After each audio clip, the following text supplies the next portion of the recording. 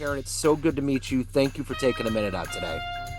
Thank you for having me, Joe. I'm Yeah, really excited to be here. me too. So let's begin with this. 5 years ago, this pandemic was changing our lives, the world. How did you get through it? How did it influence your book or the way you live today?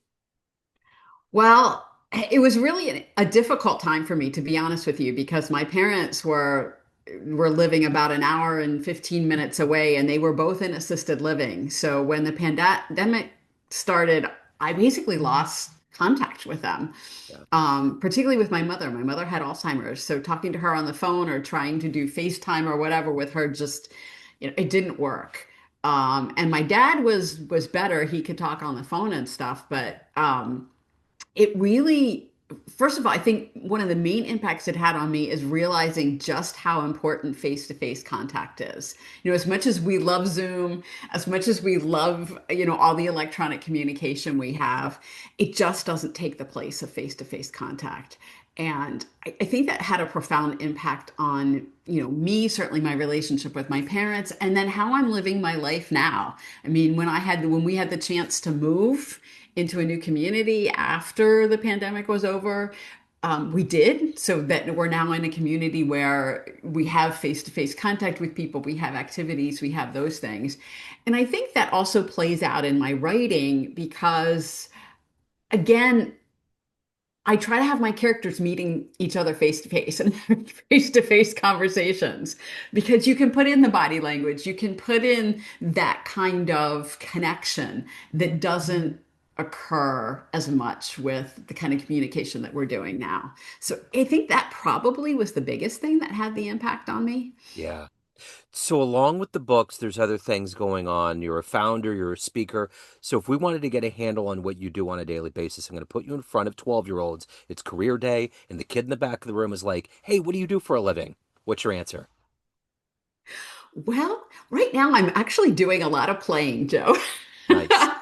Very nice. So, my day kind of looks like I spend time writing or editing or, doing, social media for the books and that kind of thing. And then right now, I took a step back this year in the last 12 months from my coaching business, which is I was doing as a follow-up to being an executive for 30 years. So I went from, the full-time executive grind to writing and coaching, and now I've said, yeah, I think I'm just gonna write and have fun. So I also spend time playing pickleball Nice. and doing fun activities. So let me ask you this. When you were 12 years old, what was your dream job? What did you want to be when you grew up? I had no idea. I really had no idea. It's interesting because when I look back on it, one of the things that I liked to play as a kid was playing being a teacher. Okay. And being a teacher has, although I was never officially a school teacher, being a teacher has played a big role in my career and in my life. And I think it actually comes out in my writing too, because I'm trying to share information with people just in a different way. So take me back to where you were born and raised. Are you from New Jersey originally? I am from New Jersey. I grew Okay. up in South Jersey outside of Philadelphia. So what were the foundational elements that made you a success in business and now being a writer, helping other leaders? What were those early foundations that were laid for you? Well, I think my parents had very good work ethics. Um, my mom didn't work outside of the home officially, but she did a lot of volunteer work. She did a lot of work around the house. She was a very good example of working. And my father also worked very hard, was very successful at his job. The thing that both of my parents had, though, which is interesting to translate into the real world, is they had a lot of boundaries around their work. It was this is the work day. At the end of the day, we put a stop to it. Now, it was easier to do in that day and time, but it was also a really good example to me of how you work hard, but then how you recharge yourself. And I think that gets lost a lot in today's world when we're so attached to our devices and so attached to working 24/7. And I have to admit, I got into that a little bit when I was being an executive, but not as much as a lot of my peers. Yeah. And even now, and even in the characters in my books, the main character, Cheryl, is an executive, but she takes time to recharge and reset and get connected with herself. And I think that's really important. and we lose that. And my parents were a great example of how to work hard, but also how to rest and how to balance that with social and play. That's huge. So I'm curious, as a successful executive, as someone that's dispensing wisdom to others in leadership realms, who was that leader for you? Who were early examples that allowed you to feel like you had the energy and the moxie to become an executive and to now tell others what you've experienced? Well, my boss, my main boss at AM Best, which is where I worked for 30 years, had was such a huge influence on my life. He was the one that sort of changed me from thinking that I was actually going to be a housewife. I sort of went into my career thinking, okay, I'm just going to have a career until I have kids, and then I'm going to stay home and be a housewife. I will, freely admit that's how I was brought up. Yeah. Oh, what happened though is I started working and I started teaching. I was a trainer when I started working at AM Best, and I was teaching people how to use software at the time. It was still a fairly new world. I'm dating myself, but it was. And my boss, Paul, he really believed in me and he really trusted me and gave me challenges and ways to grow. And I could have conversations with him about what I wanted and what I was thinking. And he was such a great mentor to me that he really opened up a world of possibilities for me that I had never considered before. So it was a combination of him giving me opportunities to build my self-confidence and build my belief in myself, and then encouraging me, along the way. So I would say he was the main impetus in my career and my leadership and in feeling like I have the ability to do what I'm doing now. So when you finally became an executive, you have this idea of what your life's going to be like, what your job's going to be like, what you're going to do. What was the difference between what you thought being an executive was going to be and what it actually turned out to be? Well, I think we sort of all have this idea that, the executive, sits in their office and tells people what to do. Uh-huh. Yeah. And it's really not like like that at all. I think I learned pretty quickly that it's less about telling people what to do and more about people telling you what to do. Because really, to be a good leader, to be a good boss, so to speak, you've got to take input. And I felt like at the end of my career, I realized my job is to facilitate other people doing their jobs, making sure they have the resources, understanding what they need, understanding what the roadblocks are, and making sure they know what direction they're going, but then get out of the way so they can do it. And you see so many people micromanage.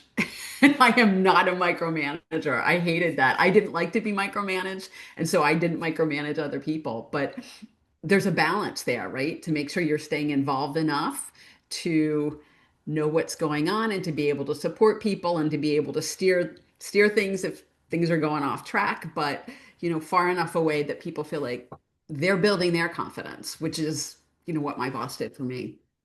So, we've all, and I know you've probably been in this situation where you've been at retirement celebrations, you've seen the slideshows, you've seen the movies, all of the emotives that go into someone's career. So I'm curious, and one of the most impactful things is how you make people feel when you leave the room. I mean, there's so many things that you can do that change lives instead of just being business. What was one of the best feedbacks that you got from either an employee or a period of time when you were an executive that left a very deep impression and helped you continue to be who you were and grow into your role?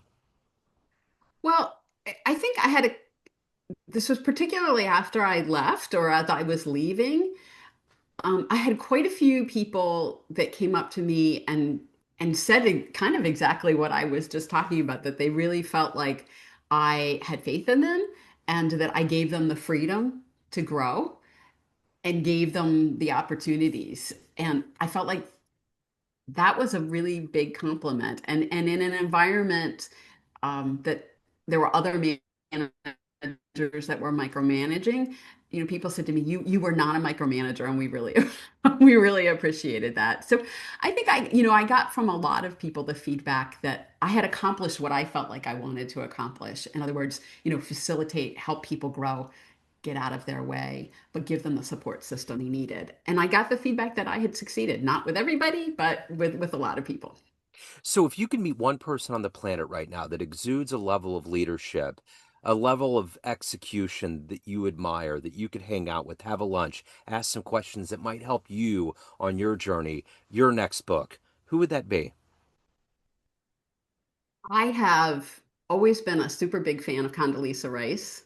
Yeah. And I love what she did. I love how true to herself she was. I mean, she she didn't like being a politician. And No. she knew that, she's like, I don't like campaigning. I'm an introvert. I don't get energy being out on the road. And she was true to herself, yet she still managed to make just a really big impact. And even now, the things that she's doing, still being a professor, being involved, owning part of a National League Yeah. football team. I mean, Yeah. all the variety of interests that she's had and how true to herself she's been. I would love to hang out with her. I remember hearing her story and I was like, I had no idea, Yeah. because there was a stoicism about her that just made you just kind of think, she was just built this way. She just kind of arrived on the planet being somebody in kind of the political suit and she did this, but there was so much like even being a huge sports fan, all of these things. And you have to be a different kind of person to endear yourself to W. Bush because he's kind of just kind of a comic and just kind of has a different edge to him. I mean, Yeah. there was a lot of things that went into him, and anyway, so that was an interesting assemblage, and she was interesting in that whole administration.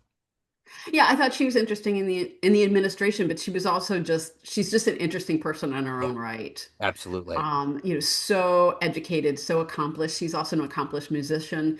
Yeah, She just, I love the variety of things because I think that's part of who I am as a person. I like to dabble in a lot of different things. I get bored if I keep doing the same yep, one thing all the time. And I think that was part of my success as an executive because I was always willing to try something new. yeah, And I think that's an important characteristic of people curiosity, always saying, I'm willing to learn. yeah. And I feel like she's that kind of person too. She's always willing to try something new, but she also knows, okay, this is outside of my Uh-huh. comfort zone and when to stop. Yeah, for sure. So what is it that's given you this energy in your life as an executive, now as a writer? What is it that ultimately would wake you up when that alarm went off, that allowed you to have the energy to do it at a high level and to take care of your own soul along the way? I love to learn. If for me, it's waking up in the morning and knowing there's something new for me to do or some challenge to overcome or some way that I can work on something to be better. Like for example, when I left work, I thought I was a good writer. And I was a good writer as far as, business writing is concerned. Writing fiction's a whole different ball of wax. And I had to learn the skills to do that. And so for me, that's part of what drives me is what am I doing that's new or that I'm trying to master, trying to become better at, trying to be successful at. And I've always had a couple of different things going on with that for me, but my curiosity and my desire to learn and master things really is what drives me, regardless of the genre that I'm dealing with. So anytime you get into writing books, you always have this hope of how things will turn out. The fact that you're best selling now, how does that feel? I mean, is that like a million miles from what you expected? It is. It is, although, the best selling is, Amazon best selling and I had a lot of support and that's great. I would like to see my books do more Yeah. and reach more people. That's always the goal. But the good news is the books that I have written, there have been people that said this had an impact on me and this made me think about things differently. So that in itself, even if it's just, one person or a handful of people, yeah, that's what makes it worthwhile, is really inspiring somebody to think about something differently. So, if you were to have a dream tonight, run into a 16-year-old version of you in your childhood home, and you walked in the room at your age now with a book, like a coffee table book, and you handed it to that version of you and said, "This is how your life turned out," would that version of you believe it? No. Absolutely not. That version of me was so far from the version that I am, that I became. Um, I was very quiet and very shy, and I really had a pretty limited view of what my life was going to be when I was 16. Yeah. And that really changed. I changed hugely as a human being between 25 and 30. I mean, for me, that was my big transition years. And those were my first years, at AM Best. It was when I was a trainer, when I was meeting, my first boss, when I was all of a sudden saying, wait a minute, I can do more, way more than I thought I could do. And those were really the pivotal years of my life. If I told my 16-year-old self that, I would have been like, okay, well, maybe you write a book, but this whole executive thing, and you've got to be kidding No me. way. Yeah. No way. I don't even want to do that. Uh-huh, for sure. So let me ask you this. If you were to walk into a room right now and it was filled with people that have known you as an executive, that know you in a business sense from your books and everything that you've done, speaking engagements, and you walked to that podium and you told them a fun story about you that is non-business, like first concert you went to, jumping out of an airplane, outrunning a crocodile, some fun, a magical place you traveled to, a skill you picked up, what would be a fun story that might humanize you and cast you in a little bit of a different light to that room? Well, one of the one of the stories I love to tell is how I became an aerobatic pilot when I was in my 30s. Okay. So I had a friend who had two World War II era trainer planes, a Stearman and a BT-13 for people that know what that is. Yeah. And he took me for rides in them, and he turned them upside down, like. And I loved it. It's like, oh my gosh, being in an airplane and doing loops and rolls and that kind of thing was like being on a roller coaster without tracks. And it Wow. was the most fun thing I'd ever done. And so I started I started asking, I started begging him, take me for a ride. And finally he said, no, I'm not taking you for any more rides until you start learning to fly yourself. So I started taking flying lessons, Wow. and it was it was really fun, and it was hard. It was a Yeah. hard skill to learn, particularly landing. There's a saying in flying that, flying is the second greatest thrill known to man, landing is the first. And it took me a long time to learn to land, but I did perfect it. And then I did go on to learn how to fly an aerobatic airplane and do some of the aerobatic maneuvers, basic ones, but I did learn how to do them. And it was really fun. And I think that fed my adventuresome side. It fed my desire to learn and curiosity, because certainly it was a challenge, Yeah. that was definitely for me to do that. And it also, created community, because when I was doing it, there was, the community of people that I was flying with. So it kind of served multiple purposes in my life, but it was a really fun time in my life. Wow, what a great story. So, of everything that you've done, evolved to, accomplished, what are you ultimately the happiest about, the proudest of?